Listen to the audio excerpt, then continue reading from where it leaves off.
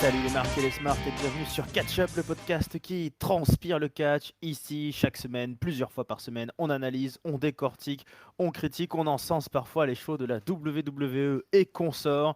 Ça y est, c'est l'automne, c'est le mois de septembre 2020, mais le catch ne s'arrête jamais et vous le savez, donc on est toujours là. Je suis Raphaël et je suis accompagné de celui qui est toujours là aussi, de l'ami Papy. Comment ça va, Papy? Bonjour les petits enfants, bonjour Raphaël, mais ça va, c'est l'automne, c'est beau, c'est une belle saison, les feuilles sont mortes et elles tombent comme des vieux, c'est Exactement, beau. les feuilles tombent, elles ne sont pas les seules à tomber. Beaucoup de gens sont tombés là lors de ce lundi soir, hein. On a vu de la baston et on va en parler de suite. Donc le Raw du 21 septembre 2020, toujours au Thunderdome. Rappelons au passage quand même que nous sommes un Go Home Show, hein. Ah oui, Et oui, qu'est-ce qui se passe dimanche, papy? il se passe un pay-per-view, le Clash of Champions. Le Clash of Champions, et donc ce soir-là, tous les titres, on nous l'a dit, hein, vont être défendus. Et au moment où on commence ce show, on peut pas dire qu'il y ait une grosse affiche, hein. Il n'y a pas beaucoup de programmation encore. Mais Ah, ça beaucoup de tombe bien. surprises. Ouais, ça tombe bien parce qu'on va y partir. Vous allez voir quand on est parti pour une longue soirée où on va rusher, booker, organiser l'événement de dimanche. Mais alors, ça va être un petit peu compliqué tout ça parce qu'on a à peine lancé notre Monday Night Raw sur notre petit ordinateur, smartphone, télévision, Minitel, comme vous le voulez, que le générique est tout troublé. Alors j'imagine que Papy, t'as tapé ton Minitel en te demandant ce qui se passait. Ah bah déjà Et j'ai tout coupé moi et j'ai demandé à être remboursé, et ouais, j'ai su voilà. après que c'était le vrai show. Et ben oui, c'était le vrai show. En fait, tout simplement, le générique a été hacké. C'est le hacker qui est là. Et non, c'est pas le hacker. En fait, c'est le Retribution. Les Retribution sont là. Ils débarquent au milieu du ring. Donc ils sont 5, ces fameux voyous, comme on pourrait les appeler, qui ont depuis des mois tout détruit à la WWE, d'abord à SmackDown, puis à Raw, etc. Alors on nous apprend, c'est formidable le monde de l'entreprise à la WWE, on nous apprend que la WWE, pour les calmer, a décidé de les signer, de les prendre sous contrat. C'est une bonne nouvelle, ça, c'est une bonne façon de faire, papy, non? Comme... Oh, c'est une bonne tactique. Moi je pense que la prochaine fois que je veux signer un contrat, bah, je prendrai un parpaing puis je le balancerai dans la vitrine de la boîte, que je vise. Bah A ouais, priori ça marche. bah, ça marche, hein. Alors le but c'était de les calmer, mais visiblement ça n'a pas trop marché. Donc ils sont 5, 3 hommes et 2 femmes, et ils commencent un peu à tomber les costumes. Alors les grands fans du WWE Universe ont de suite commencé à faire des hypothèses sur l'identité de chacun, enfin plus que des hypothèses. On reconnaît désormais donc clairement et sûrement Mia Yim, avec ses cheveux bleus, il n'y en a pas 50. Il y a un grand mec qui nous fait un... Enfin, on dirait un mélange. Alors, moi j'ai vu, il y en a un qui fait un cosplay de Bane, il y en a un qui ressemble plutôt aux Anonymous. Enfin, chacun son style, hein, voilà, des tenues assez effrayantes. Ils ont signé un contrat, mais ils nous disent que, en gros, le monde de la WWE est pourri par l'argent, que les superstars de la WWE sont des maladies et que, en gros, ils vont régler tous ces problèmes. Leur catchphrase, il va falloir s'y habituer. Nous sommes à la fois le juge, le jury et le bourreau. C'est comme ça que j'ai traduit Executor. Voilà, le Retribution est là et immédiatement, ils vont croiser la route du Hurt Business, donc MVP et ses hommes qui débarquent. C'est les nouveaux héros finalement, on pourrait dire. Ça va être assez bizarre leur positionnement pendant leur soirée, mais le Hurt Business arrive. Les 5 personnes de Retribution finissent par reculer hors du ring pendant que le Hurt Business monte sur le ring. MVP leur lance un défi, voilà, ce soir. Il demande aux Retribution de les retrouver sur le ring, un vrai match de catch pour qu'on voit qui sont les vrais hommes. Sauf que les Retribution, ils sont 5 personnages officiels, mais en fait, ils sont 20, 30, 50 figurants qui débarquent et qui se mettent à tabasser et à détruire le Hard Business violemment. Et puis on part à la pub, et puis quand on revient, bah, tout le monde est parti. Donc c'est la fin du segment. Voilà, la pub, ça règle tout, hein. Une C'est bonne magique. solution dans la vue. C'est magique. Si on pouvait lancer des pubs comme ça dans nos vies parfois, est-ce qu'on serait pas Oui, plus heureux? Eh ben, ah, ouais, pardon, papy, ça qu'est-ce que porterait le tu penses de bonheur. tout ça? Bah, ouais, effectivement, là, ils ont l'air de tourner la page sur, Retribution en officialisant, les membres, puisque là, on commence vraiment bien à les reconnaître. Donc a priori, ce sont les 5 qui avaient été annoncés, bah, la semaine dernière, je crois, donc effectivement Mia Yim, Dijakovic, comment il s'appelle là?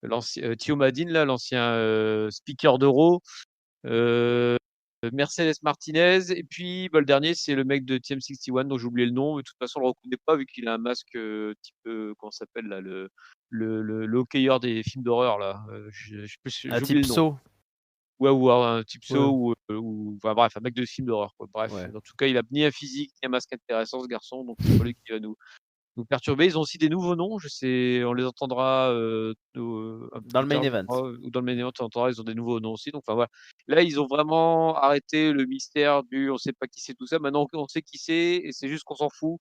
C'est juste des gars avec des masques. Voilà, donc ils veulent tout casser, c'est un nouveau gang et puis voilà. Je pense qu'ils arrêtent les frais de trucs mystérieux maintenant, on s'en fout de leur motivation, on s'en fout de savoir qui c'est à la limite un Sanity, version, XXL avec, plein de gens autour qui les aident. C'est Sanity les ninjas, j'ai envie de dire et des masques. Voilà, je n'ai rien d'autre, à rajouter là-dessus.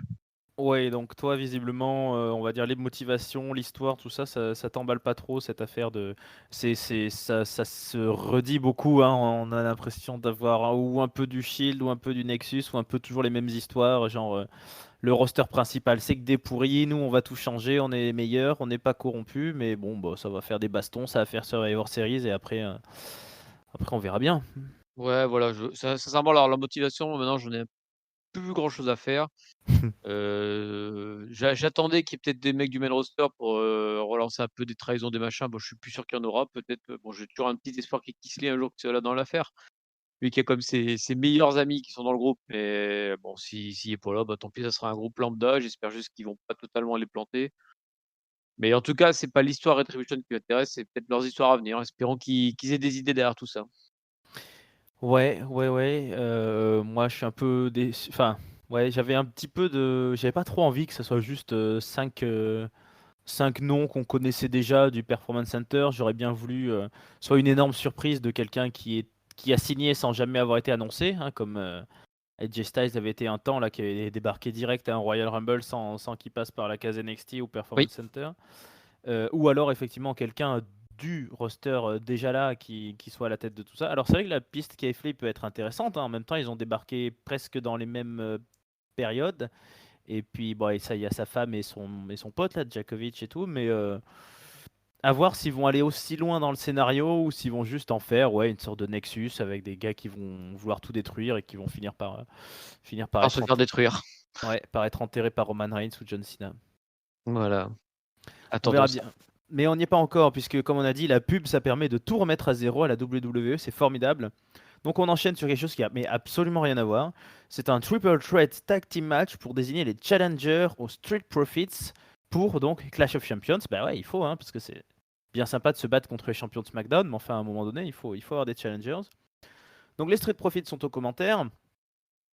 Ils affrontent Andrade et Garza, qui sont toujours en équipe, même s'ils ont perdu leur manageuse. Rollins et Murphy. Et puis Carrillo avec Dominique Mysterio, hein. Rey Mysterio, on l'a vu juste avant en coulisses. Enfin, toute la famille Mysterio est là. Il est fier que son fiston soit sur le ring et il est fier qu'il devienne peut-être un futur champion par équipe.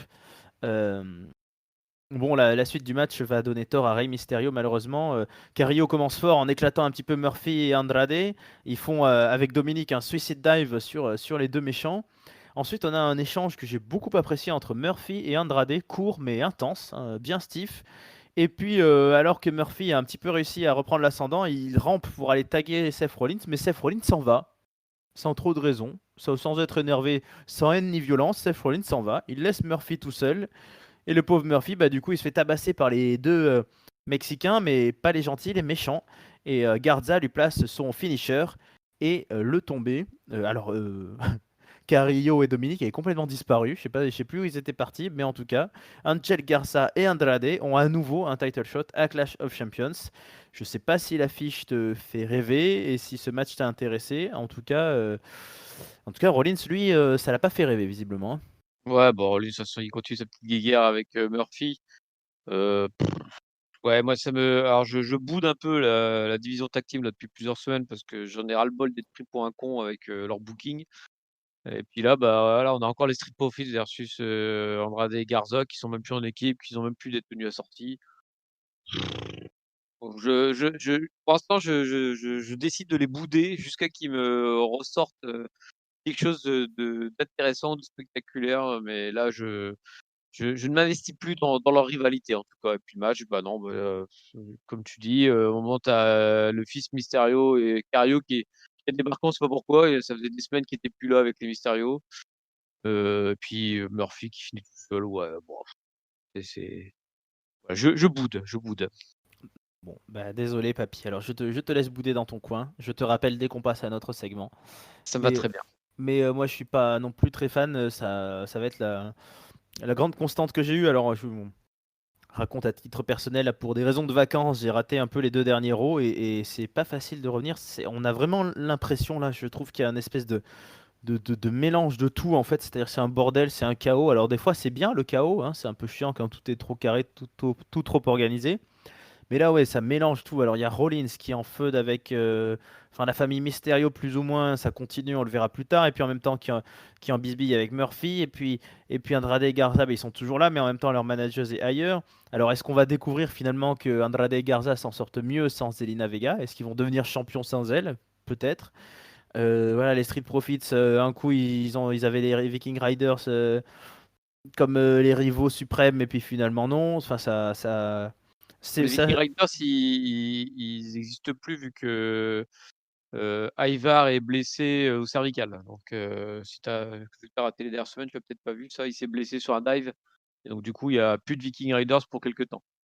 Ah, mais j'ignorais, tu vois? Mais, enfin, il y a vraiment l'impression que à Raw et à la WWE en général, c'est vraiment on avance un peu semaine par semaine et il y a des gens, une semaine ils sont sur la scène tag team, la semaine d'après ils sont, dans le main event ou autour d'un titre, intermédiaire ou en solo ou avec les filles et ça complique vraiment la situation, je trouve et la compréhension des différentes hiérarchies tout Ouais. simplement. Et c'est très vrai sur les divisions tag team, je radote un peu parce que je suis un vieux, mais sur SmackDown, c'est le même symptôme, c'est qu'ils ont des divisions tag team totalement mortes, en fait, avec, des Mmh. champions et personne pour venir les embêter. Enfin, quand je dis personne, c'est des gars qu'on fout là, mais pour lesquels tu as aucun espoir de les voir gagner. Et puis tous les autres, ils font autre chose, quoi. Donc, bah, ouais, c'est deux divisions qui ont été totalement, abandonnées. Beh, oui, c'est ça, ça sert un peu de voie de garage, c'est-à-dire, parce on a des belles équipes en soi. Je veux dire, il y a le Hard Business est une équipe qui donne envie de voir un peu plus sur le ring. On a bah, enfin, il y avait Apollo Crews, Ricochet, tout ça, mais voilà, ces gens-là parfois sont dans la Tag Team Division, parfois non, parfois s'en foutent, c'est ça. Alors, autre chose, est-ce que c'est mieux, est-ce que c'est pas mieux? Je ne sais pas. En tout cas, qui l'eût cru? On a un Kevin Owens show avec Shane McMahon en invité. Alors ça, quand même, on est tous surpris. Et puis Kevin Owens, il est le premier surpris, hein, il dit ah bah dis donc, bon 2020 c'est quand même un peu surprenant, mais alors celle-là elle est raide. Celle-là si je m'attendais, parce que bon, je vous rappelle que Shane McMahon, j'ai été en feu avec lui pendant des mois, on s'est mis dans une cage en fer. Je l'ai battu pour un fire match, il a été viré. Et puis maintenant, eh ben, il est encore là, parce que Shane McMahon, bon, ben, on le vire, mais il a des parts de l'entreprise, donc il est jamais vraiment viré. Mais enfin, Shane, il est pas là pour ça, il est là pour faire la promo de son petit bijou, son petit bébé, là, le Raw Underground. Donc Kevin Owens lui dit, ok, bah écoute, t'es un McMahon, et les McMahon, ce que ça sait faire de mieux, c'est faire de la promo. T'es un promoteur, donc vas-y, balance ta promo. Et Shane McMahon, il y va. Ce soir, on a donc les deux géants, Braun Strowman contre Dabakoto. Et puis, bah, tant qu'à faire, autant le faire venir à ce Dabakoto. Et Oui. Dabakoto débarque. Et sauf que Kevin Owens, il y a quelques semaines, dans Raw Underground, il était venu et il s'était frotté un peu à Babakoto, il avait pris cher. Donc Kevin Owens, il le regarde droit dans les yeux et il dit ok petit gamin là, t'es nouveau dans l'entreprise, mais ici c'est pas comme ça que ça se passe. Tu vas voir, tu vas découvrir. Je sais pas comment ça va se passer encore ce soir. T'as ton match avec Braun Strowman, mais je t'assure mon gars, on va y aller tous les deux, on va faire une feud, on va se bastonner. Et Kevin Owens baffe au passage Dabakoto et il en profite pour dire eh bah tiens, et on va faire venir Braun Strowman aussi. Du coup, Braun Strowman débarque, les deux géants se, se toisent, mais Shane McMahon réussit à les calmer, à leur dire non, non, c'est pas ce soir, ça sera pas ici, hors de question que ça se passe sur le ring de la WWE, ça se passera dans le sous-sol, dans Raw Underground, vous allez pas m'avoir, vous allez pas me niquer mon main event. Et alors les deux Golgoth obéissent, plutôt tranquillement. Pendant ce temps, Kevin Owens s'est attaqué lâchement par derrière par Aleister Black qui lui tire les jambes pour lui faire tomber les parties contre le poteau, ça fait mal. Et tout le monde s'en fout. On entend même Braun Strowman invectiver Dabakoto en lui disant ouais, méfie-toi, tout ça. Enfin, on a l'impression que tout le monde s'en fout que Kevin Owens se fasse tabasser, le pauvre. Et bah, moi, j'avais un petit peu mal pour lui sur ce segment-là. Est-ce qu'on a perdu tout intérêt pour Kevin Owens? Est-ce que là aussi, c'est pas trop tout mélangé, ces histoires de feud? Pour moi, c'est un bordel sans nom, mais papy, peut-être que tu y vois plus clair que moi, malgré ton Alors âge. les feuds, ça va, j'y vois clair dans les feuds, mais par contre, je suis d'accord avec toi, c'était bien mélangé, bien le bordel et effectivement, il y avait la partie du segment, il y avait le caméraman qui était fixé sur, Black qui attaquait, Owens et à côté, tu entendais les autres continuer de parler qu'on voyait plus, en fait, donc c'était oui, c'est alors le début de segment, j'ai trouvé ça pas mal, en fait, parce que je trouvais que c'était intelligent de sortir un peu Shane de sa cave, et de mettre un peu en valeur Underground parce que jusqu'à présent, ils enchaînent les segments toutes les semaines sans qu'il y ait vraiment de continuité. Là, ça donne un petit peu de continuité, un semblant de fond au match qui est prévu ce soir à Raw Underground. Mais alors la fin du segment est complètement chiée quoi, avec, Black qui est en train d'attaquer Owens, à l'écran et Braun Strowman qui parle, hors caméra de bref, c'était bien chié comme fin de segment. Ouais, moi, ça m'a donné l'impression, genre, tu sais, les deux oiseaux pique-bœufs qui se mettent sur la gueule sur le dos de deux éléphants ou de deux rhinocéros qui en ont absolument rien à foutre.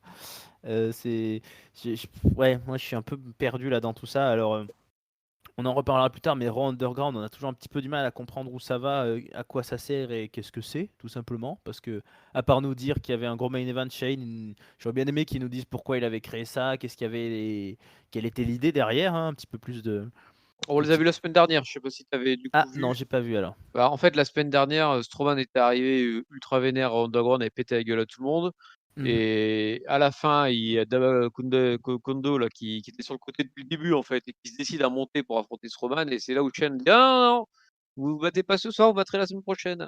Mais donc c'est pour ça qu'on a le main event qui est annoncé, Ah oui, oui, oui, mais bon. ce que je veux dire, c'est le côté, bah, la raison de Raw Underground, tout Ah simplement, en non, fait. ça y a pas de raison, Ouais. non, c'est juste Shane qui a une cave et puis il sait pas quoi foutre avec. Mais j'ai bien aimé en effet qu'ils assument, enfin, le côté ancienne feud avec Kevin Owens, c'est que voilà, qu'on fasse pas comme si de rien n'était. Là, ils ont, ça c'était plutôt bien joué. Bon, Kevin Owens il a dit ok, c'est du passé, tant pis, c'est la WWE. Shane il a n'a pas à rajouter. Mmh. Euh, Ouais, puis même la ouais, vue de Strowman est un peu bien amenée par Owens, disant, «Bah tiens, toi tu ramènes Davacondo, bah moi je ramène Strowman», tu vois? C'est toute cette partie-là, ça allait. Puis après, bah, une fois que en fait, c'est une fois qu'Aleister Black débarque, alors là, c'est je comprends plus rien, quoi. Je ouais, comprends ouais. pas ce qui se passe. Moi, je suis très très déçu du traitement d'Alistair Black, hein, j'avoue. Ah bah là, il est en mode pirate en plus, Ouais. ouais, mais bon, j'ai peu d'espoir pour, la suite de sa carrière à Raw. J'espère qu'il va partir du côté de SmackDown après la trade parce que là, je pense qu'ils ont plus d'idées pour lui, hein. Mais je sais pas, alors après en faire un heal, c'est un très bon catcheur, Aleister Black, hein, ça pourrait devenir vite un top heal, mais là dans toute la feud, c'est qu'une victime collatérale de la feud de Rollins et ça lui sert pas à grand chose. Il s'énerve contre Kevin Owens, on sait pas trop pourquoi, et j'aime pas trop son style de pirate, alors qu'en plus il a perdu son bandeau à Raw Underground la semaine dernière, on sait très bien qu'il a ses deux yeux en bon état. Enfin Oui. bon, c'est bizarre. C'est bizarre. Alors pendant ce temps, c'est des bordels dans les coulisses, hein, parce que depuis qu'on a ce match annoncé, Retribution, ils nous parlent, ils nous disent que voilà, le hard business, c'est une partie du problème. Ils s'achètent, ils dépensent leurs sous pour faire des belles fringues, alors que pendant ce temps, il y a des catcheurs méritants qui traînent dans le Performance Center, qui n'arrivent pas à trouver du boulot. Ils en profitent pour casser la gueule à Titus O'Neil et Humberto Carrillo au passage. Bref, ça va mal en coulisses. Après, on verra plus tard le hard business détruire quelques gars de la Retribution aussi. Ouais, bon, c'est le fil rouge de la soirée. C'est voilà, c'est tout se passe en coulisses désormais. Ouais, les 2 clans vont s'affronter. Les deux clans vont s'affronter, ça c'est sûr. En attendant, on fait un rematch de la semaine dernière, donc Keith Lee contre Drew McIntyre. C'était le main event du dernier Raw. On rappelle qu'il y a toujours une stipulation importante hein, derrière tout ça, c'est que si Keith Lee gagne, eh ben, il prend la place de Randy Orton pour l'affiche pour le titre mondial de Clash of Champions. Même si Drew McIntyre continue à la jouer, ouais, on est potes avec Keith Lee, tout ça, on va aller prendre une petite bière, mais d'abord on va quand même aller se mettre sur la gueule. Du coup, bah, ils vont se mettre sur la gueule, hein. On a un gros match entre les deux bonhommes. À l'extérieur du ring, Drew McIntyre soulève Keith Lee pour le lâcher sur la table des commentateurs. Un petit peu plus tard, Keith Lee, lui, va travailler avec son coude. Et il envoie un gros direct du coude dans la mâchoire de Drew, hein. Drew, on y raconte toujours qu'il a quand même très mal à la mâchoire. Il tente une Spirit Bomb qui est contrée en une sorte de Huracan Rana. Puis Drew McIntyre place un Spinebuster. Keith Lee va répliquer avec un énorme, alors je sais pas trop, d'espèce de gros choc slam là, et ça fait near fall. Il envoie dur le Keith Lee et Drew il se tient de plus en plus la mâchoire.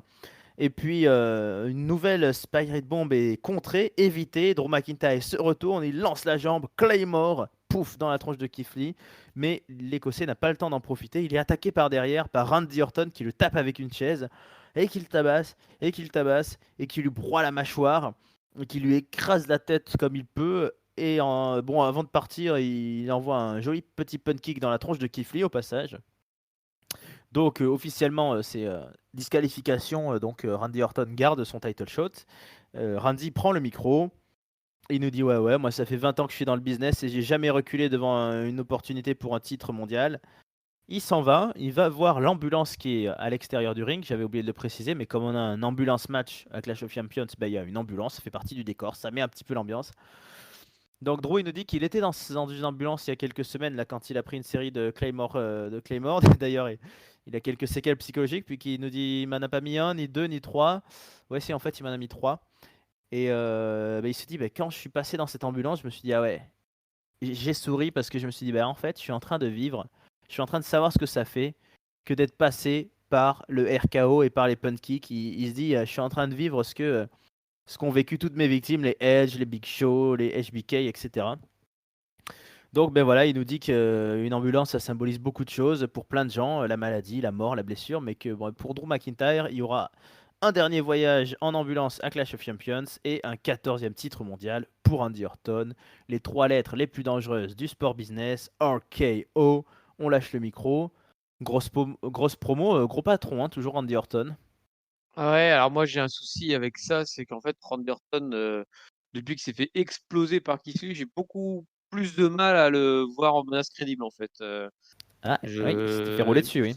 il s'est voilà, il s'est bien fait rouler. En fait, c'est ouais, c'est la chronologie des faits me rend un peu plus, mitigé sur cette rivalité en fait, vu qu'on a Keith Lee qui a massacré Orton, ensuite et ben, c'est Orton qui se qualifie quand même pour le match à Clash of Champions.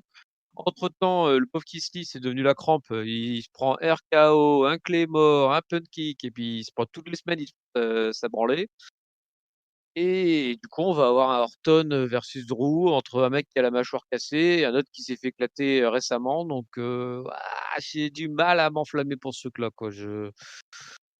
Bon et je pense qu'il fera quand même un bon match parce que c'est quand même 2 mecs ultra sérieux puis ces derniers mois, ils ont quand même tenu la baraque en termes de pay-per-view. Mais ouais, j'ai du mal à m'enflammer pour cette rivalité-là. J'étais tout chaud là, au niveau de SummerSlam, ils ont fait un finish tout dégueulasse et depuis, bah, je vais de mal en pis pour cette rivalité. Eh ben, écoute, si jamais ça va très mal, hein, il y a une ambulance qui sera à disposition, mais bon, il risque d'y avoir du monde à l'intérieur.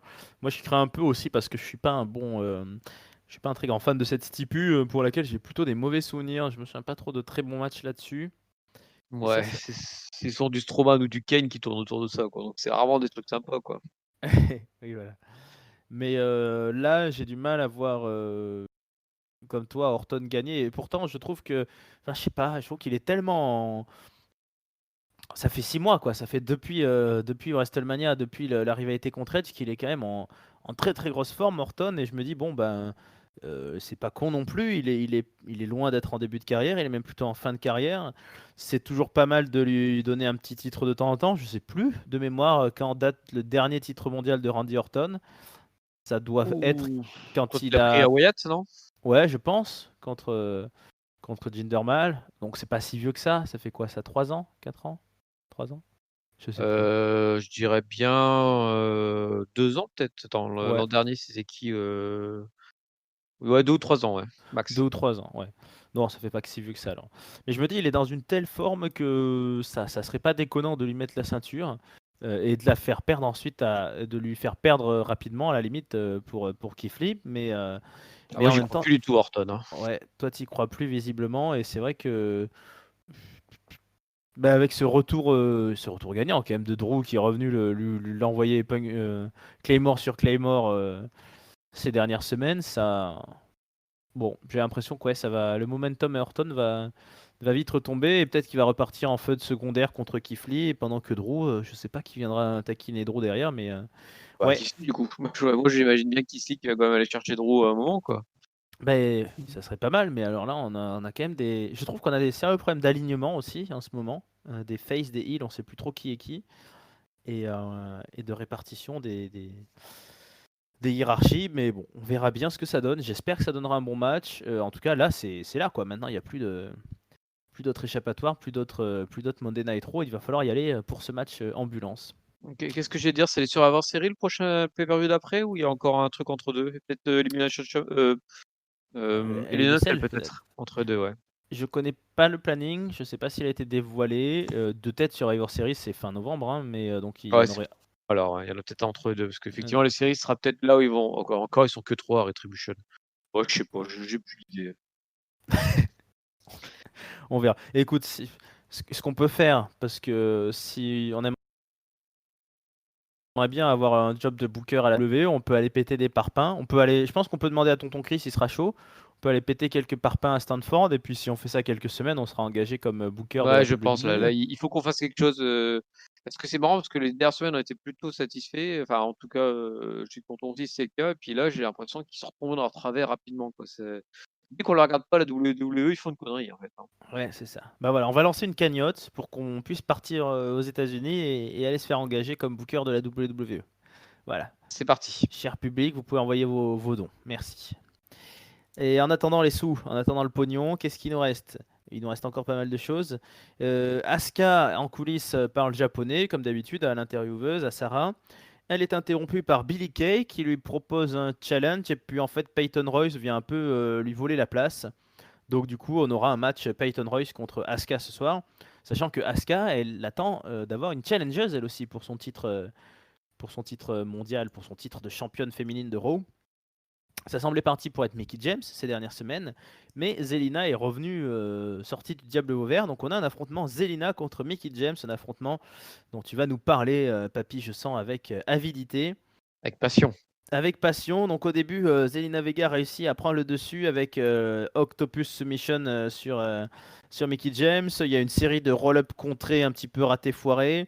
Zelina fait une sorte de 619 qui finit en soumission avec les jambes autour de la tête de Mickie James dans les cordes. Bon, on est essentiellement sur de la soumission hein, pour Zelina Vega. C'est des tentatives de torsion et tout ça.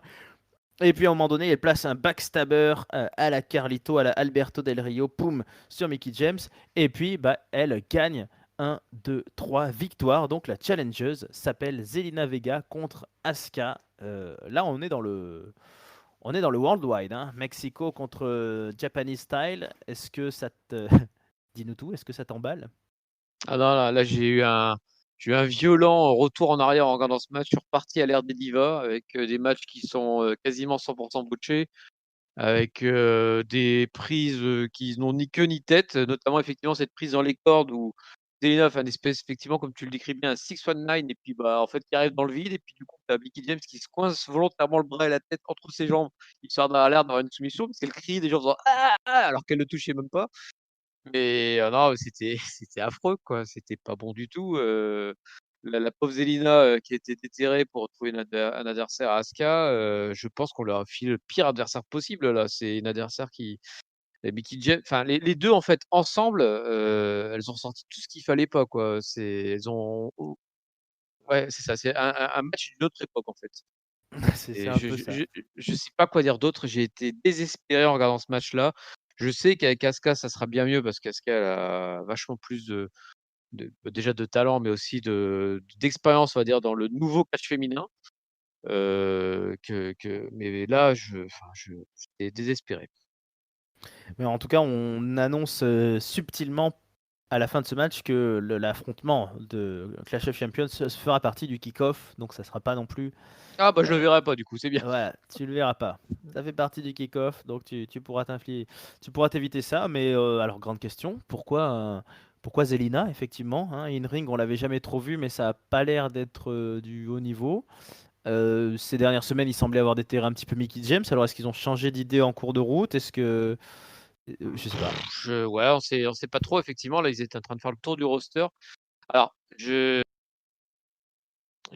d'un autre côté, j'essaie de toujours défendre les filles parce que je trouvais qu'ils essayaient de reconstruire une division en mettant une équipe tag team avec, Nia et Shayna Baszler, en ressortant, bah, Lana et Natalya, même si je suis pas fan, et les Riot Squad, même si je suis pas fan non plus, au moins ils essaient comme de reconstruire quelque chose avec elles. Là, bah, du coup, il restait plus grand monde pour les individualités. Alors peut-être que si, ils auraient pu ressortir, comment la madame, la EST là, Bianca Belair, bah, elle fait des Derrière, petites Bianca clips là. Belair, ouais, Mm. qui aurait pu revenir effectivement, là, elle fait des clips en attendant.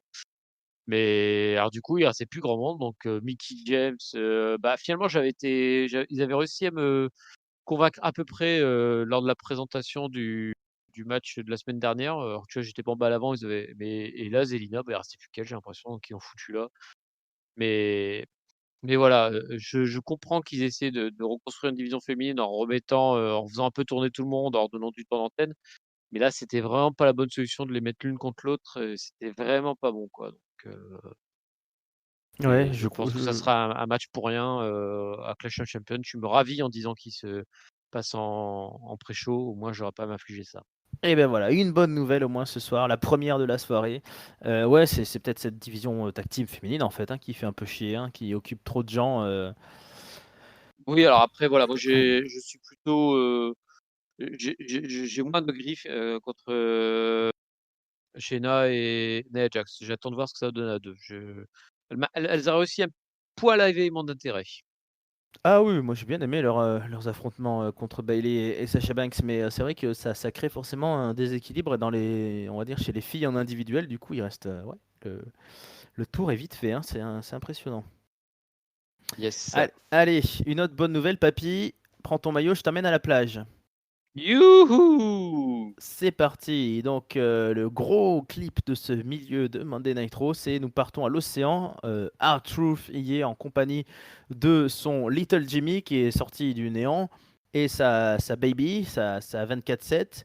Donc, ils arrivent sur la plage, mais en fait, sur la plage, il y a Tozawa et un ninja arbitre qui se cachent sous l'eau en apnée pour pas que R-Truth les voie. Sauf qu'en fait, sur cette plage, il y a aussi un requin. Donc Artrouf, il se barre un peu quand il voit qu'il y a un requin, il perd sa ceinture qui part à l'eau et puis après il revient la chercher. Et puis il trouve un vieux t-shirt tout déchiré de ninja. Donc ce qu'on pourrait en conclure, c'est que Tozawa s'est fait bouffer par un requin. Mais alors est-ce que c'est vraiment ce qui s'est passé ou est-ce que c'est un subterfuge très malin pour nous faire croire qu'il n'y a plus de danger? Est-ce qu'un requin peut être un arbitre? Est-ce que tu as au moins esquissé un pâle sourire devant ce segment, papy, ou qu'est-ce que tu en as pensé? Non, j'ai fini de me mettre la tête dans le mur, suite au match féminin. Je pensais pas qu'on pouvait faire pire, mais je suis pas loin de penser que c'était encore pire ce segment 24/7 imbitable avec, R-Truth et Little Jimmy et la ceinture à la plage et le requin. Ça, c'est même pas, what the fuckest en disant: «Ah oui, c'est vraiment n'importe quoi, qu'est-ce qu'on se marre là?» C'était, qu'est-ce qu'ils veulent nous dire? Qu'est-ce qu'il fait Tozawa aller dans l'eau avec un arbitre pour se cacher? C'était tellement débile que c'était trop débile. Voilà, je peux pas dire plus. Bon, ben, je suis d'accord, on va passer très vite parce que j'ai trouvé ça nul. Déjà, ça m'attriste un peu qu'on ressorte le truc du Little Jimmy et de Hartrouve qui parle à un personnage invisible là. Et puis en plus, ouais, ce truc de. Je sais pas, il se Et cache sous monter l'eau. avec les pieds, c'est tout pourri, hein, franchement. Ouais, Oh c'est là mal là. monté, c'est pas très bien joué, on comprend rien. Moi, au début, je crus que le requin, c'était genre un faux requin que les Japonais avaient envoyé pour déconcentrer Artrouf et qu'ils allaient venir lui placer un petit pin par derrière, mais non, même pas, c'est censé être un vrai requin, enfin bref. Et puis ça continue à donner une mauvaise réputation aux requins, et ça, ce n'est pas bien, ce n'est pas bien, les Ce requins sont nos sont nos amis. amis, exactement. Voilà. Donc, on passe très vite sur cette... ça, on aurait largement appelé ça le Jobber's World, le Jobber's Beach. Et nous arrivons à un match de catch, enfin un vrai, un beau, euh, Cédric Alexander qui affronte Apollo Crews, donc avec d'un côté le Hard Business et puis de l'autre plus que Ricochet, hein. Au passage, juste avant MVP, il défie, voilà, il reprend le micro pour vraiment défier Retribution ce soir pour un 3 contre 3. Apollo et Ricochet, ils arrivent. Alors, ils sont un peu deg de Cedric Alexander. Ils disent on veut même plus savoir pourquoi tu fais ça, on veut juste te taper. D'accord, c'est très bien, c'est du catch, c'est Ils ont ce qu'on veut raison. voir. Ils ont raison. Apollo commence par dominer Cedric Alexander, mais MVP très vite, il récupère son poulain, il le ramène dehors pour le protéger un petit peu. Sauf qu'Apollo Crews y part. Vous, les dropkicks, les deux jambes en avant sur Cedric Alexander. Ensuite, au milieu du ring, Alexander domine Cruz, mais plutôt en le tenant au sol avec des clés à la tête et tout. Apollo Crews fait un frog crossbody depuis le turnbuckle. Il enchaîne avec un Samoan drop, ça fait near fall. Cedric Alexander dehors va faire un suicide dive sur Apollo Crews, c'est ce qui lui permet de reprendre la main. Il ramène Crews au milieu du ring et puis là il croise Ricochet et il le trash talk un petit peu. Ouais, comment tu vas, ça va, toi, tout ça, comme ça. Et puis quand il remonte sur le ring, forcément, il prend le tombé, il prend une espèce de petit roll-up pourri comme d'habitude.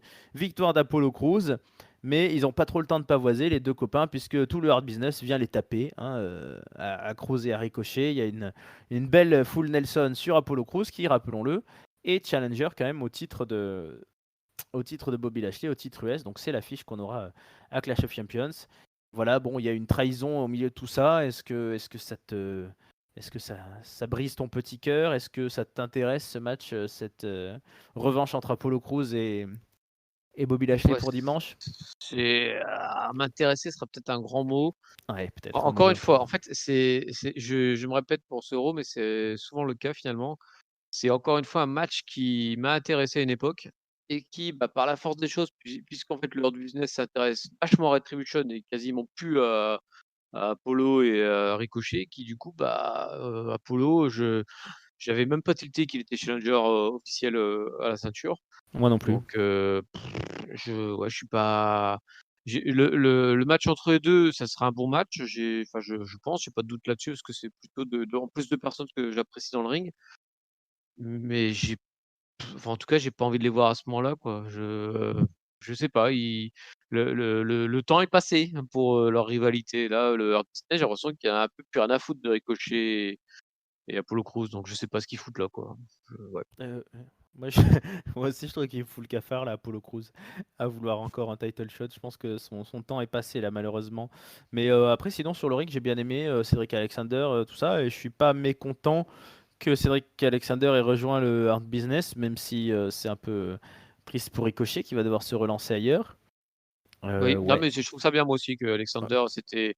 Alors, je me suis demandé à un moment si c'était pas Ricochet qui allait faire l'arnaque à lui passer côté heel et Alexander côté face. Bon, c'est Alexander côté heel.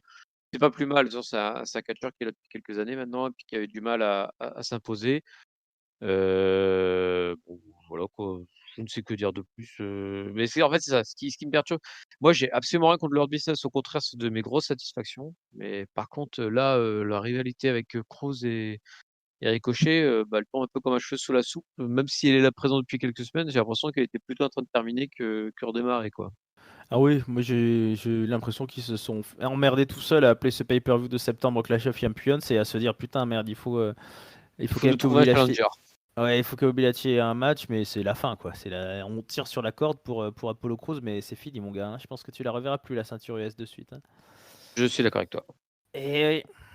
Mais il est l'heure de partir un petit peu dans la cave. Alors, Raw Underground ce soir, il y a des gros matchs et on commence de suite. Il y a Dolph Ziggler qui a été là. Alors, je n'ai pas noté le nom de son adversaire, mais en tout cas, Dolph Ziggler gagne un match assez intense sur sa Sleeper Hold qui revient un peu au goût du jour. Braun Strowman est interviewé par Shane, enfin plutôt par la nouvelle intervieweuse qui est à Raw Underground, Brianna. Il est très très vénère. Il dit que, bon, en gros, il va détruire tout le monde et même Shane, s'il veut, il va péter la gueule. Enfin, voilà, il est très vénère. On résume ça comme ça.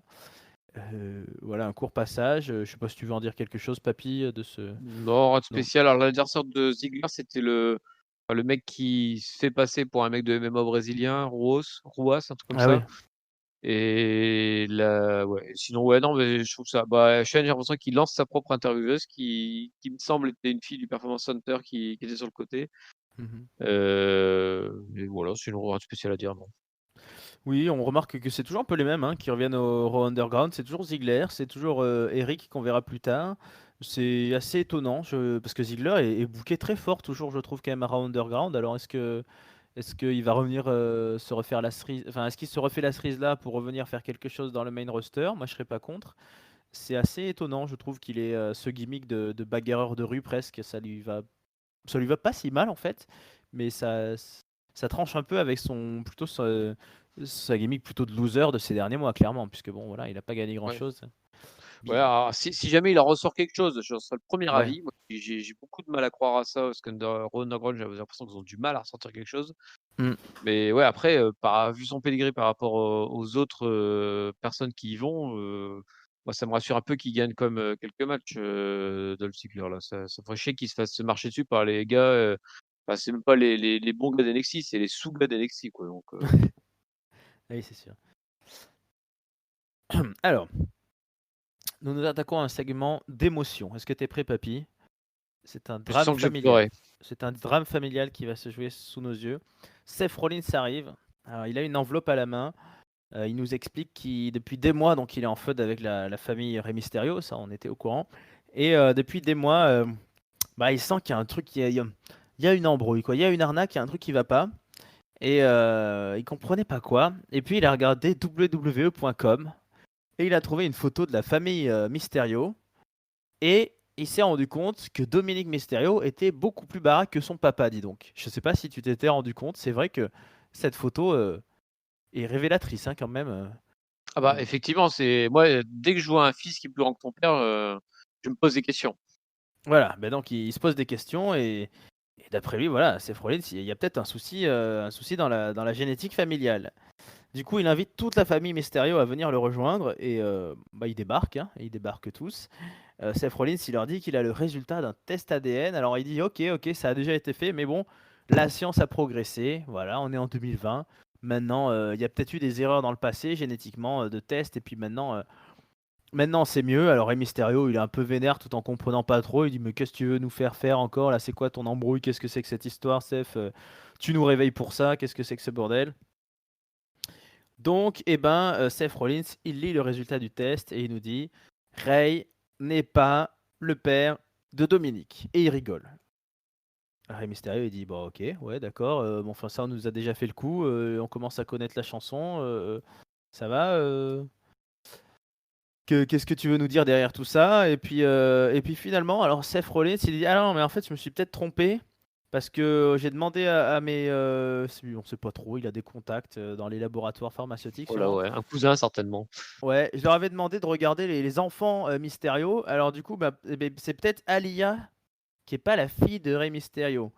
Parce que Aaliyah, il nous passe un clip, Seth Rollins, la semaine dernière, quand il y a eu le match en cage entre Rollins, et Dominique Mysterio, à la fin du match, elle est montée sur le ring avec sa famille, mais elle a vu Buddy Murphy complètement éclaté et elle lui a un petit peu caressé la tête, un petit geste de compassion. Et donc Seth Rollins lui dit, mais ça, eh, c'est pas ta fille, Ray, c'est pas un enfant mystérieux ne fait pas ça. Alors Rey Mysterio il dit, bah attends, moi je l'ai élevée comme il faut, ma fille, ok. Elle a de la compassion, elle a de l'humanité. Et puis c'est qu'une petite gamine de 19 ans, elle est encore naïve, elle connaît pas trop bien le boulot. Alors là, C'est quoi Alia, la vie? ouais, elle sait pas trop c'est quoi la vie. Alia, ça la vexe, hein, crise d'adolescence, elle nous fait quoi? Je suis qu'une gamine? OK, je me barre dans ma chambre. Donc Alia, elle se barre. Du coup, bah, Angie la suit et Ray aussi et puis, bah, Dominique aussi, hein, tout le monde se casse. Seth Rollins, il nous dit: «Ah, je suis désolé, c'était vraiment pas mon but de faire ça, mais ça arrive dans toutes les familles». Ça arrive peut-être même, il regarde, le public, enfin le faux public, mais il nous regarde à la caméra, il dit: «Ça arrive peut-être même dans votre famille» et il s'en va. Est-ce que Papis, c'est arrivé dans ta famille et est-ce que tu comprends le déchirement que vit la famille Rey Mysterio? Oui, non, mais j'espère qu'on va pas faire un test, d'ADN, familial, pour savoir que tonton, papy, tout ça, on n'est pas tous de la même famille. Ça serait une grosse surprise pour la famille Ketchup, je pense, Ah ben d'apprendre oui, que je ne suis pas leur papy. ben oui. Mais ouais, alors tu l'as très bien raconté, c'était tellement gros que finalement, tu vois, ça m'a enfin, en t'écoutant le décrire, ça me fait plus sourire que finalement le segment du requin à la con avec Arthur. Parce que c'était tellement gros et c'est tellement tu te dis: «Mais qu'est-ce qu'ils ont été chercher le test ADN? C'est débile comme idée, mais c'est débile!» Et là, en fait, le Mysterio l'a plutôt bien joué en disant, qu'effectivement, bah, c'était débile quoi, que personne n'y croyait. Enfin, ils ont bien joué, enfin, heureusement qu'ils ont pas fait style, Rey Mysterio qui a le doute quoi. Alors là, ça aurait Ouais. été le catastrophe complet. Alors je dis pas non plus que j'étais fan de ce segment, hein. Franchement, les tests ADN, oh là là, c'est vu et revu. J'ai une enveloppe, ah, qu'est-ce qu'il y a dans mon enveloppe? Oui, alors ta fille, tape sur l'épaule d'un adversaire, donc forcément c'est pas ta fille, Mmh. génétiquement. Oui, c'est d'une logique imparable et puis alors là, à la fin, le Seth Rollins qui se tourne dans la caméra en disant, «Méfiez-vous, ça pourrait arriver chez vous. Je suis désolé de vous mettre cette idée en tête». Oh là là, c'était cheap, mais voilà, on va dire que je vais être, positif pour une fois. Je pensais que c'était volontairement nul à chier et que du coup, ça m'a fait sourire parce que je me suis dit: «Voilà, ils ont voulu faire un truc volontairement pourri et pour le coup, ils ont réussi, c'était vraiment pourri. Bravo, bravo, vous avez réussi votre coup». Bravo, oui, bah, c'est du troll. Moi, au début, j'ai eu peur. J'ai vraiment eu peur qu'on parte, comme tu dis, sur une feud de paternité ou je sais pas quoi. Bon, en fait, c'est Rollins qui troll. Moi, ça m'a fait penser à quand, AJ Styles était censé avoir son tableau de statistiques mathématiciennes et tout pour avoir un challenger et qu'en fait, il nous sortait un tableau vide. Voilà, c'est un peu du troll parce que, honnêtement, je ne connais pas de test ADN à qui tu dis, d'analyser les enfants, du père et qui te disent: «C'est pas le père», mais sans dire qui. Enfin, c'était un bordel cette explication. Non, Oui, mais en fait, c'était voilà, très trollesque en fait. oui, c'était pour moi, c'était Seth Rollins voilà, qui improvisait au fur et à mesure, face à Rey Mysterio en disant: «Non, bon, bah, visiblement ça marche pas, que je mette le doute avec le fils, bah, on va prendre la fille, tiens, elle est petite toute sage mignonne derrière, elle dit rien».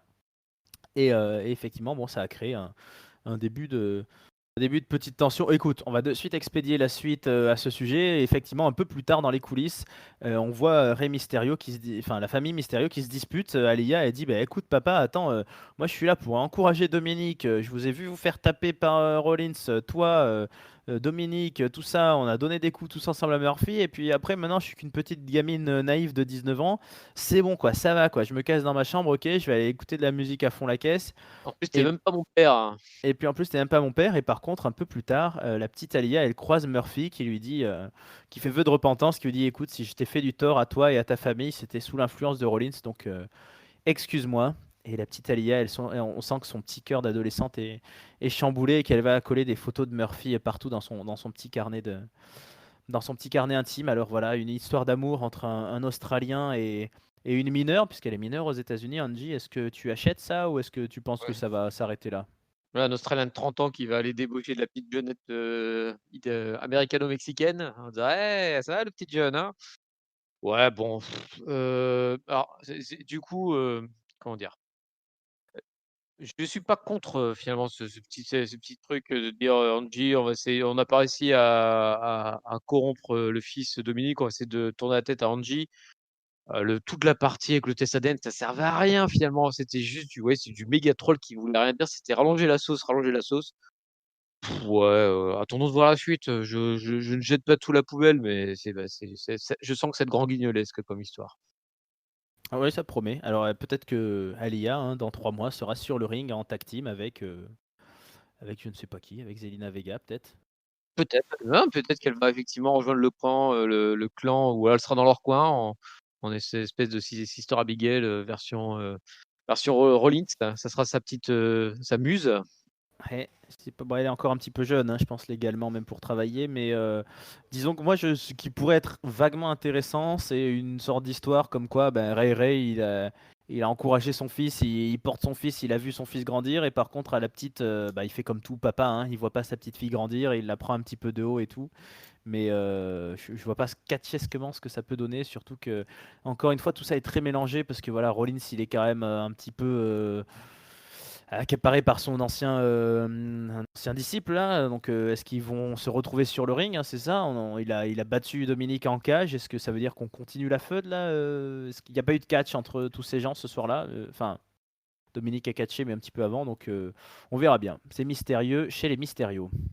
Yes, attendons de voir la suite. Attendons de voir la suite. Alors, en attendant de voir toute la suite, on repart sur une division que tu affectionnes donc. Tu nous le disais tout à l'heure, la tag team féminine. Donc, Nia Jax et Shayna Baszler affrontent la Natalia. C'est comme ça que j'ai décidé de les appeler. Ça passe.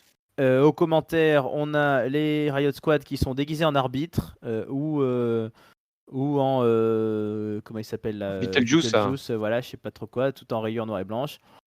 C'est les futurs challengers, hein, pour dimanche. Sauf que Baszler, elle détruit Lana en 1 minute, je crois. Lana, elle tape out très rapidement. Et ensuite, les championnes, elles descendent du ring pour essayer d'attaquer les challengers aux commentaires. Sauf que finalement, Lana, traînant encore par là, Samoan drop sur la table des commentateurs. Nia Jax, boum, Lana, ça dégage.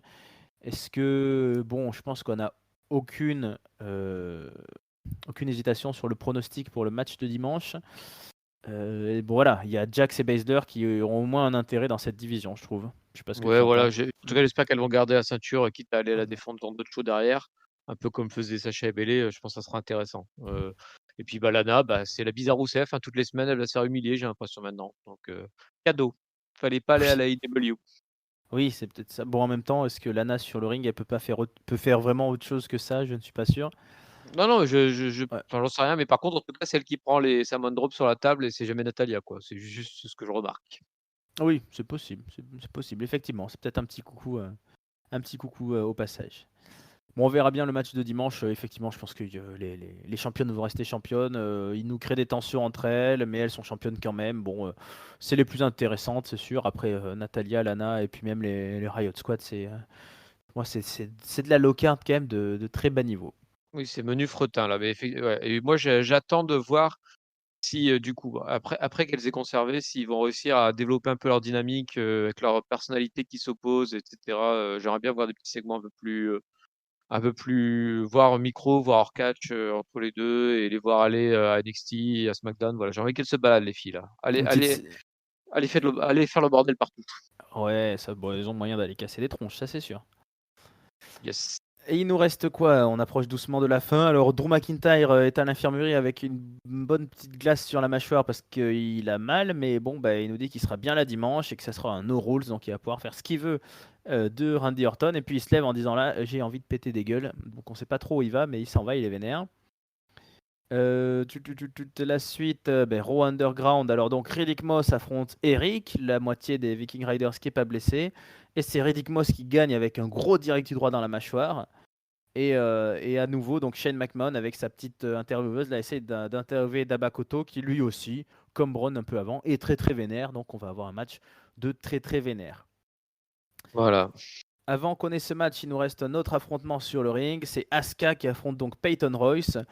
Un affrontement très rapide de quelques minutes qui sera interrompu par Zelina Vega qui attaque Asuka mais qui n'arrive pas à mettre KO Asuka. Et quand la japonaise se relève, bah, finalement Zelina elle s'enfuit. Bon, histoire de nous faire croire que Zelina a une chance, mais Zelina a-t-elle une chance? Non, ouais, c'est pour le coup, j'ai du mal à être hypé pour ce match-là. C'est encore un match de Clash of Champions qui semble booké pour dire d'être booké, quoi. Ouais, bah clairement. Moi, j'ai l'impression ils se sont sentis obligés de mettre toutes les ceintures parce qu'ils ont dit que c'était Clash of Champions, mais ils auraient pu réfléchir avant et appeler le pay-per-view, je sais pas moi, Unforgiven ou machin comme ils font des fois là. Mon cul sur la commode et puis voilà, c'est Voilà, et parti. ça serait passé et il n'y avait pas du tout besoin de sortir des matchs là, mais bon, ça sort un petit peu de nulle part la Zelina Vega. Bon allez, on a le main event, mais le main event de Raw Underground. Est-ce que tu es prêt, papy? Est-ce que tu es dans la cave? Oh là, je suis prêt, je sens qu'il va pas falloir cligner des yeux. Eh ben effectivement, Dabakoto contre Braun Strowman. Alors honnêtement, moi j'avais quand même de la curiosité parce que Braun, bah, c'est Braun, on le connaît. Mais ce Dabakoto, en fait, ça fait plusieurs semaines que ma théorie, c'était vraiment qu'ils avaient créé Raw Underground rien que pour lui, en fait. Comme quand ils avaient reformé la Wyatt Family rien que pour Braun Strowman. Là, je m'étais dit, est-ce que tout ça, c'est pas fait juste pour nous introduire ce gars-là? Eh Et, bien, eh bien, eh bien, pas tout à fait, en tout cas pas ce soir. Puisque de toute façon les matchs à Raw Underground sont toujours très très rapides évidemment. Ils commencent à se mettre quelques droites, ça roule un peu à l'extérieur du ring, ils en profitent pour taper un jobber qui passe. On remonte sur le ring, Braun Strowman met une grosse droite à Dabakoto, puis le tabasse, et ben il gagne. C'est Braun Strowman on chronomètre même pas Raw Underground, c'est même pas du catch, donc en même pas 2 minutes, voilà, Braun a détruit l'autre géant et c'était pas très bon. Et tout ça pour ça. Et alors Shane, il a toujours l'air content de ce qui se passe à Raw Underground. Donc, oh yeah, ah, yeah, yeah, ok, oh he's winning, oh yeah, ok. Mais toi, est-ce que ça t'a fait lever un sourcil, lever ton siège, lever tes interrogations? Qu'est-ce que t'en penses de tout ça? non, non, bah non, je suis d'accord avec ce que tu as dit, tout ça pour ça. Donc Hmm. voilà, et Et ils en ont fait en plus, des matchs qui duraient sur plusieurs segments, enfin ils ont quand même pu trouver une astuce pour l'allonger le match, mais non, c'était tout ça pour ça, Dabakoto il est KO directement, tu vois? C'est terminé. Bye bye. Ouais, ça va être dur pour lui de s'en relever. Alors après, ben, peut-être qu'il va aller feuder Kevin Owens pour se refaire un petit peu la cerise, mais bon, Braun Strowman, Monsterman est dans les séquelles de tout son été un peu difficile, mais il est toujours aussi destructeur. Alors, tu m'as informé backstage en coulisses que c'était pas un transfert officiel de Raw, ce que je croyais, j'avais pas suivi. Donc ben, après, est-ce qu'il peut aller se retourner à SmackDown? Est-ce qu'il se sentirait pas bien en Raw? Il pourrait avoir sa place, hein, Strowman, quand il y aura plus Orton contre Drew McIntyre, ça pourrait faire une belle affiche, ça. Mais Peut-être, ouais, alors embêter Drew McIntyre, ouais, ce serait, pourquoi pas, tu vois? Ça serait peut-être une bonne idée parce qu'effectivement à SmackDown, c'est bouché, hormis hein. redevenir face et parce qu'il est plus vraiment face, Strowman là depuis quelque temps. Enfin, on Ah sait bah plus ce non, qu'il est de toute façon et aller chercher, Roman Reigns ou, non puis en plus Strowman non, c'est vu et revu, hein, donc, ouais. ouais pourquoi pas. Tu vois, là tu m'as éveillé un plus d'intérêt que ce Raw, Ah, en évoquant cette possibilité. ben voilà, du coup, tu me mettras une note à la fin et puis un petit top et un Tout à flop. fait. Ouais. Donc, ben moi, c'est ce que j'avais pensé en fait. Ces 2 semaines où j'ai pas suivi Hero, mais j'ai juste lu les résumés en accéléré un peu comme ça. Je me suis dit, tiens, ils l'ont drafté et ça peut être une bonne idée. Après voilà, donc ils utilisent Raw Underground pour le garder un peu fort, mais c'est le problème de Strowman de toute façon, c'est que c'est un gars qui veut juste taper souvent et qui a pas beaucoup d'ambition, on va dire, de palmarès. Donc là, bon, il est plus champion du monde, mais il a l'air de s'en foutre un petit peu. Il veut juste taper. Mais bon, ben, Dabakoto était là. Tant pis pour toi, Kid, comme dirait Kevin Owens, ça sera pas, c'était pas ton moment là. Non, Bon, terminé bon. garçon. Du coup, maintenant, on verra ce que Raw Underground peut nous proposer parce que voilà, ça fait quelques semaines là qu'on nous build le géant d'Abakoto et qu'on nous met Strowman en teasing. Bon, on verra. Oh, tu auras un truc genre, Titus O'Neil contre, Brie Bella, puis voilà quoi. Ah, ça c'est une belle idée. Ah bah tu Voilà. vois, en une Eh, proposition, tu viens de m'allécher plus que tout Monday Night Raw. voilà, ça y est, on a des bonnes idées, il faut qu'on soit booker. Voilà, bah on va les péter du parpaing, tu vas voir ça. Allez, en parlant de péter du parpaing, c'est le main event, donc c'est le premier match officiel de Retribution à la WWE. Donc là, on se souvient avec émotion du premier match du Shield, hein, qui était à la WWE, qui était ce fameux match tonitruant contre de mémoire Kane, Ryback et Daniel Bryan lors d'un TLC. Bon là, c'est pas pareil le casting. Donc c'est les trois gars de Retribution et c'est là qu'on découvre leur nom. Donc le grand qui se prend pour Bane, il s'appelle T-Bar. Celui qui a des dreads, il s'appelle Maze. Et l'autre qui est tout petit, il s'appelle Slapjack. Déjà, ils ont des noms. Là, on dirait que c'est un gamin de 10 ans qui les a créés sur la partie création de WWE, le jeu vidéo. Et donc, ils affrontent Bobby Lashley, Shelton Benjamin et, étonnamment, Cedric Alexander. Parce que, comme on nous annonçait en 3 contre 3, moi je pensais qu'MVP allait catcher. Mais non, Alexander fait double soirée. Bah, tant mieux, bonne nouvelle, finalement. Ouais, pourquoi pas, hein, bonne nouvelle. Donc, qu'est-ce qui se passe dans ce match? J'ai pas noté grand-chose. Alors, les trois de Retribution commencent par isoler Cedric Alexander pendant un bon moment, qui prend cher, hein, parce qu'il y en a deux qui sont bien costauds quand même chez Retribution là. Et ils font même ensuite à deux, les deux costauds, ils font une souplesse arrière à Shelton Benjamin. Puis il y a un tag sur Bobby Lashley. Alors Bobby Lashley, lui, il y va en force. Il détruit le petit gabarit, là, le petit slapjack. Il lui porte même sa Nelson. Mais celui qui s'appelle T-Bar, donc le grand blanc, là, celui qui a une voix à la Bane, il fout une grosse baigne à Bobby Lashley pour qu'il lâche la Nelson. Et ça, l'arbitre, il le supporte pas. Ça, c'est disqualification directe. Donc Retribution perd son premier match par disqualification. Et puis finalement, bon bah il y a tous leurs petits copains là, tous les jobbers de Retribution, tous les Retribution Ninja qui débarquent. Alors ils sont 20, 30, 40, 50 sur le ring. Sauf que là, à la musique écossaise de Drew McIntyre, c'est tout le roster de Raw qui débarque. Pas tous, hein. On nous dira tout le roster, pas tous. Moi j'ai reconnu Drew, Titus O'Neil, Carrillo, Andrade. C'est un petit peu mélangé, tout le monde se met sur la gueule. Et le seul qui n'a pas d'intérêt dans cette guerre de clans, c'est la vipère solitaire, Randy Orton, qui en profite pour se glisser, placer un petit RKO sur Drew McIntyre et partir en fanfaronnant. Donc le chaos total, comme on nous dit. Et est-ce qu'on se souviendra dans les mémoires de ce premier match de Retribution? Qu'est-ce que tu en penses, Papy? Qu'est-ce que tu penses de ces jolis nicknames et de tout ce segment? Ah, j'ai effectivement, là, tu tu m'ôtes les mots de la bouche, tu l'as dit, en fait, il y a pas grand chose à raconter sur ce match-là parce qu'il s'est pas passé grand-chose finalement. Il y a, 1 ou 2 prises impressionnantes de machin et bidule là, je sais pas moi, d'enclume et de Siam Eto'o. J'ai oublié les noms, effectivement le nain qui se sont dit: «On va garder un nain», vu que Retribution, c'est comme le clan des nains à la base, bah, il se fait démolir et puis il est sur le point d'abandonner contre Lashley, donc tu vois, c'est bien pour un match d'un clan que de démarrer directement avec un abandon, ça aurait été bien. Non, ils perdent finalement par disqualification, mais ils perdent.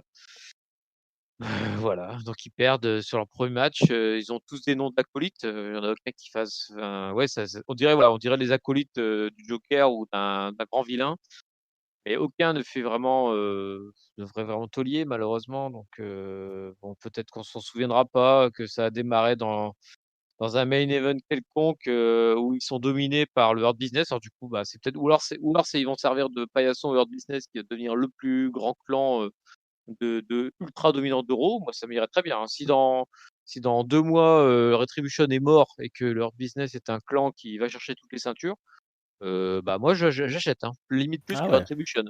Ah ouais, tu un très gros fan de Hurt Business. Bah, sincèrement, enfin entre en plus MVP qui catch pas, c'est royal. Là, il y a comme, c'est un clan qui se construit, qui récupère des gens, qui va chercher des ceintures, qui est dominant, qui se laisse pas marcher sur la gueule. Ouais, ouais, franchement, là, on a eu les 2 clans face à face et moi, je suis team Hurt Business, là, Retribution, il va vraiment falloir qu'ils tentent quelque chose pour, réveiller mon intérêt, là. Malheureusement, c'est dead. Donc voilà pour ce main event. Je sais pas quoi dire d'autre, je sais pas. Ouais, bah, alors, pour moi, évidemment, je trouve que la comparaison avec les autres clans qu'on connaît, hein, qui ont un peu eu ce même début, le Shield, le Nexus, elle est plutôt cruelle parce qu'effectivement, bah, le Shield, on a de suite su qui c'était et comment il s'appelait. Ah, la Nexus aussi. La Nexus, on savait qu'il y avait que des job qu'il y aurait sûrement que des jobbers et que c'était l'effet de les mettre ensemble qui était bien parce qu'ils étaient 7, donc c'était beaucoup. Là, moi, je suis assez étonné parce qu'ils sont ces masques, ils sont un peu vilains, ils ont des pseudos, comme tu as dit, de méchants de comics, de méchants de Batman. Est-ce que ça va être leur gimmick à vie ou est-ce que petit à petit ils vont entre guillemets se démasquer et puis tout d'un coup on va se dire oh mon dieu mais en fait le mec qui s'appelle T-Bar bah en fait c'est Dijakovic qui était à NXT. Euh, Parce que là on a eu les noms pour le moment que des 3 mecs. Moi je suis très très très curieux de savoir ce qu'ils vont nous sortir pour Mayum qui est enfin c'est évidemment elle et puis Et on l'a Mercedes Martinez, ouais. ouais, voilà, on les a vus, Mayum, enfin, Mercedes Martinez, alors c'est peut-être moi qui suis moins NXT, mais je la connais moins. Enfin, pour moi, c'est un personnage moins identifiable. Bon, je me trompe peut-être, mais alors voilà, Mayum, on l'a vu partout à NXT avec les Gargano, machin, avec Keith Lee, on les a vus en couple, on les a vus faire le segment là du repas des Gargano. Enfin, alors comment ils vont l'appeler? Est-ce qu'on va nous faire croire vraiment que c'est des mecs qui sont nouveaux? Enfin, on efface ce qui s'est passé avant. Ou est-ce que petit à petit, ils vont nous jouer ça, ce coup de «Oh tiens, on l'avait pas reconnu sous le masque et puis en fait, on le connaissait du Performance Center et de NXT», je ne sais Bah, moi, pas. j'ai l'impression qu'ils vont vraiment partir sur le fait de recréer des nouvelles identités, en fait. Ouais, recréer des Et plus nouvelles du tout identités. et donc c'est du coup, bah, ça tue un peu ma théorie que Kiss soit dans le groupe parce que si c'est pas Miyagi, mais si c'est pas Dijakovic, mais que c'est, je sais plus moi, porte de poignée de porte et bidule, ça va plus enfin, il y a plus l'intérêt de faire un lien, une histoire avec Keith Lee, quoi. Donc ouais, je pense qu'effectivement, c'est une nouvelle personnalité. Ou alors ils vont dire: «C'est la personnalité qu'on a pris quand on a signé ce contrat», en tout cas, il y a plus de volonté de les démasquer parce qu'effectivement, on les reconnaît, quoi, donc Ouais, ouais, alors ils ont des faux masques, un peu de méchants, mais on les reconnaît. Pour moi, c'est le truc qui pourrait sauver l'histoire, c'est que tout ça a été en sous-main une création de quelqu'un de la WWE, comme le Shield avait été au final, on l'avait compris plus tard, une création de Triple H et de l'Autorité pour, servir d'objet de vengeance et de justice. Mais, ouais, là, déjà, j'ai beaucoup de mal à comprendre les alignements puisque on l'a dit, j'ai déjà, mais le Hard Business, ils ont l'air d'être des gros méchants et puis en fait, le soir en main event, ils sont les héros de Monday Nitro parce que la bande son là, elle était quand même très favorable au Hard Business. Quand Bobby Lashley a fait le hot tag, il était dans une pop qu'il a jamais eu à la WWE. Et, euh, et donc bah ouais, c'est eux les héros quoi, c'est eux qui tiennent tout et en plus ils sont les seuls à se tenir debout contre ces espèces d'excités là dont on comprend pas trop les motivations ni l'intérêt. qui n'ont pas l'air partis pour le moment pour nous faire trop rêver in-ring. On verra, il y aura peut-être des très beaux matchs, mais on comprend pas trop leur intérêt. Est-ce qu'ils veulent une ceinture? Est-ce qu'ils veulent... Ouais, c'est mystérieux. Et puis quand tout le monde se met sur la gueule à la fin, c'est pareil. On nous mélange les Andrade avec les Titus O'Neil, avec les Humberto Carrillo. Bon, c'est le chaos et la WWE aime bien, de manière cyclique, faire du chaos. Mais là, vraiment, je trouve que c'est plus la confusion que le chaos, en fait. Dans le sens où Ouais. chaos, des fois, c'est excitant, quoi. Non, mais en fait, j'ai l'impression que ça a été surtout précipité là. Ils se sont dit: Ouais. «Bon, il faut qu'on lance quelque chose». On tourne en rond depuis des semaines, on sait pas quoi leur faire foutre à Retribution. Tout le monde a à peu près deviné qui c'était. Personne s'intéresse vraiment à la suite, donc autant les lancer et puis voilà, on verra ce que ça donne, quoi. Là, ils ont rushé le truc, quoi. Bon, c'est possible, surtout que là, on était quand même dans un go home show et qu'effectivement, bah, Retribution n'a a priori rien à foutre avec la Chef Champions. Mais de toute façon, on est rassuré puisque dans les pay-per-view, ils viennent pas. Bon, c'est la bonne nouvelle. Ouais, bon, Ils sont pas venus aux deux derniers, ni SummerSlam, ni comment il s'appelait celui qui a eu une semaine après là, je sais plus. Backlash. Non. Backlash, voilà. Eh ben écoute, papy, voilà, on a fini pour ce Monday Night Raw. Est-ce que tu peux me donner ton top, ton flop et ta note, s'il te plaît? Ouais, alors, ouais, c'est dur là, pour le top, mais on va trouver un flop déjà. Alors le flop, donc j'épargne la tag team, parce que il ne m'intéresse plus vu que je les boude. Je vais le donner bah, voilà, à ce match de la division féminine qui était d'un autre temps entre, Mickie James et Zelina Vega. Ok. Franchement, les divas m'avaient pas manqué, donc je n'espère plus jamais les revoir, réapparaître, à ce niveau de compétition. Mon top, je sais pas quoi dire. Je vais le donner, bah, voilà, je vais le donner à ta retranscription de l'histoire entre, Rey Mysterio et Seth Rollins, qui était fort bien racontée et qui m'a fait sourire. Voilà pour le top. C'est toi mon top, Raphaël. Oh, je suis très ému, mais je sais pas quoi dire parce que je crois que c'est une première, hein. Mais Fan c'est de mérité en tout ketchup, cas. merci, bah, je sais pas quoi dire. Fan de ketchup, n'hésitez pas à nous dire dans l'historique, mais je crois que c'est la première fois qu'un chroniqueur de ketchup reçoit un top. Quel événement, quelle soirée unique, unique au monde. Bah, merci beaucoup, papy, je suis très touché. Et Voilà, et puis du coup ma note, bah, je pouah, en fait, plus tu racontais l'épisode, plus ma note descendait, tu vois? J'étais parti en disant: «Allez, je vais leur mais moi mettre la aussi. moyenne quand même». Et puis, ah bah non, mais en fait, oh non, mais c'était oh là là, mais ah bah attends, mais qu'est-ce qu'il y avait de bien finalement? Donc, je vais mettre un parce que je me suis pas tellement ennuyé, enfin je me suis pas ennuyé non plus, Mm. j'étais juste prostré devant ce qui se passait à l'écran. Je vais mettre un 1,5, voilà, je suis descendu jusqu'à 1,5, au fur et à mesure de ta fort belle review. Mais En fait, alors, les 1,5 c'est grâce à toi. oh, décidément, quelle soirée pour moi, quelle soirée. Bah écoute, j'ai la même opinion que toi en fait. J'avais mis une moyenne, moi j'avais mis la moyenne. Et puis bah, en décrivant et en analysant avec toi, je me suis rendu compte que ouais, il n'y avait pas beaucoup de segments à sauver. Et alors c'est drôle parce que justement, finalement, la réflexion, moi j'avais mis le top à Seth Rollins et à ce segment un peu trollesque finalement qui était plus drôle qu'autre chose. Donc bah, tant mieux si tu m'as mis le top de l'avoir raconté parce que ça veut dire que je l'ai bien retranscrit. Moi, le flop, je vais le mettre à cette fin de Chaos Show avec l'intervention de Aleister Black qui, pour moi, très mal montée et très inintéressante. Ouais, donc mon impression, moi, de tout ça, c'est voilà, c'est le bordel. C'est-à-dire que on dirait qu'il y a 1000 rivalités à la fois. On dirait qu'il y a des mecs qui veulent commencer une feud, mais il y a leur mec de leur ancien feud, il y a leur ex qui les relance. Genre, voilà, Aleister Black qui vient chercher Kevin Owens alors qu'il est en train de baffer Baba Koto. Le hard business qui se retrouve encore avec Apollo Crews alors qu'ils sont partis loin. Enfin voilà, tout le monde a l'air de se mélanger avec tout le monde. On retrouve tout d'un coup des Andrade et Garza ensemble challenger alors que ça semblait être fini. Voilà, on dirait que en fait ils reprennent tout ce qu'ils réécrivent ces derniers mois puis ils ressortent certaines idées. C'est comme s'il y C'est avait beau. 2 personnes qui avaient écrit le truc en même temps, en fait, Ouais, et qu'ils ont mixé les 2. Plaf! exactement. Ouais, c'est un peu l'impression que ça donne. Et puis le fait, je trouve, d'avoir et Retribution qui est quand même une histoire de chaos et de baston dans les vestiaires, tout ce que tu veux, et le Raw Underground qui ressemble aussi quand même d'une certaine manière, mais que les deux existent sans se croiser, je trouve que ça fait beaucoup en fait pour le même programme. Est-ce que Retribution pourrait pas envahir le Raw Underground et qu'on en finisse de Oui! tout ça? Exactement, qu'ils aillent tous dans la cave, puis qu'après on y mette le feu. Voilà, ça sera Et qu'on tranquille. mette de gros vigiles à la porte et personne ne sort. Exactement, merci.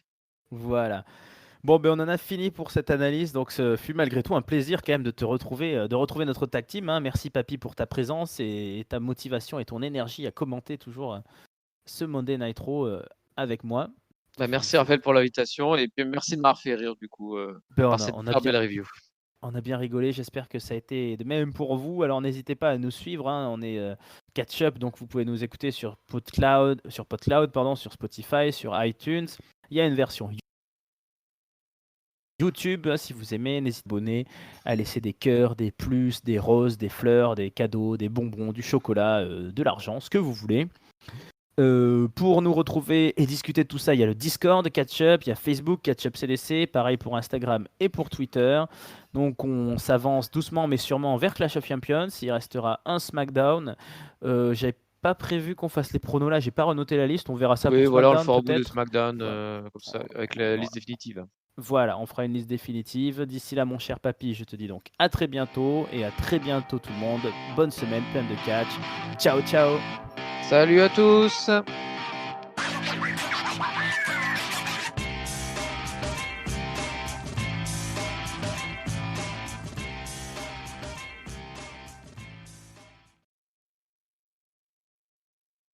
Ah, ça fait bizarre quand il n'y a plus tonton Chris qui nous sature le micro, hein. Ouais, et du coup, on n'ose plus parler, on écoute le silence. Peuple de catch. Ouais.